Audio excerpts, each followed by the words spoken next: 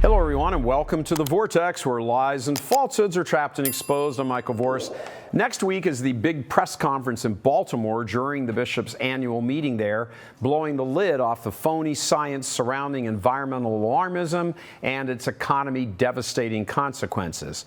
It's hosted by the Positive Faith Coalition, and it's built on a strategy of going around the media censorship of the bishops, the religious left, and the major Marxist media outlets, and going straight to the burgeoning politically conservative media with expert information. And for Catholics, the concern is not just the false claims being made, deceitful as they are, but also that the U.S. bishops are in total lockstep with this nation-destroying Marxist agenda, lying to you, pushing it from the pulpits and parishes, and profiting by collecting money to fight so-called man-made environmental damage. Because Catholics, even good ones, have been and remain largely ignorant of the political process, and Catholic media in every tribe just don't report any of this, at least in any substantive way.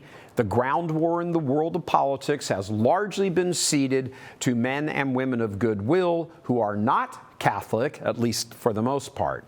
Some folks might say, hey, Church Militant, why are you allying with Protestants in this fight? Well, it's an easy answer, because they at least see and understand the importance of not giving up any more ground in the battle for culture and politics.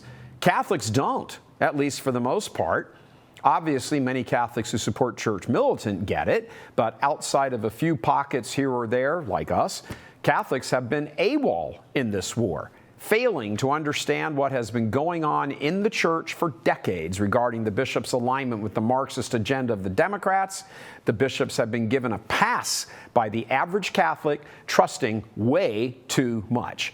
And wicked men with miters have cashed in on that and have become, in a sense, the greatest enemies of the republic you never knew you had. They push the entire agenda of the party of death: Obamacare, illegal immigration, climate alarmism, the Green New Deal, health issues. So much so that, in fact, as we said before, Ronald Reagan's administration in the 1980s used to call the bishops the Democratic Party in robes. Even on the question of abortion, the bishops did draw a sort of dotted line there, but it's so vague that most of the time they just say nothing meaningful.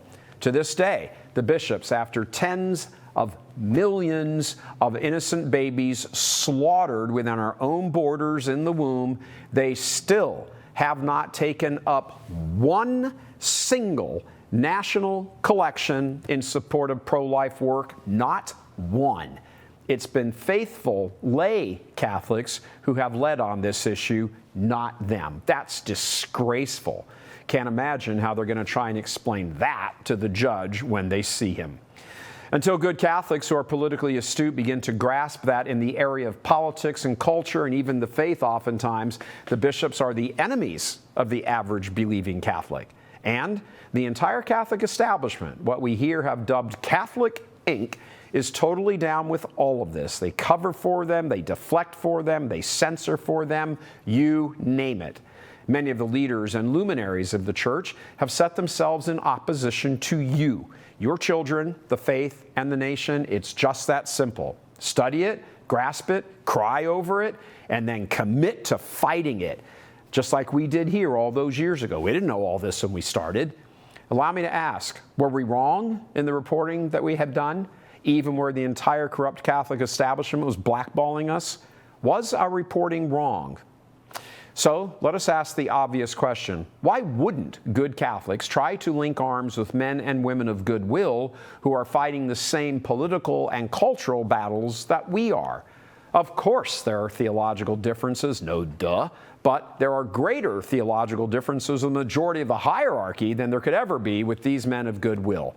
At least they believe in objective truth, even if the implications of all of that needs to be spelled out more clearly to them, because the bishops haven't.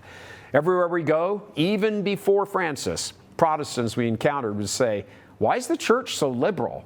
Frankly, who can blame them for drawing that conclusion seriously? What they don't understand and have no way to understand unless it's explained to them by faithful Catholics is that the leaders who are off the rails, they don't comprise the church. Unlike Protestant congregations which do rise and fall on their individual pastors, Christ himself is the supreme pastor of the Catholic Church, and therefore it cannot fall. Although, like Good Friday, it can go through some very dark times. But 2,000 years later, we're still here, and here's the point. We always will be. There are Judases, but the faith itself remains. So working on these cultural political battles presents a chance to actually evangelize men and women of goodwill, to help them get their arms around what many Catholics fail to do or don't care to, that the teachings of Christ are being betrayed and sold out for the modern day version of 30 pieces of silver. And when you think about it, it's actually not that hard a concept to grasp, at least from a 60,000-foot level. It's when you get into the weeds that things need breaking down and going over and explaining. And on that score, may we ask, in all sincerity and humility, who do you trust more than Church Militant to open up these discussions with men and women of goodwill? Church Militant has been in this foxhole fighting for going on 20 years now and have been appalled at the lack of support for the truth of the situation, even among Catholics, even those who style themselves as faithful.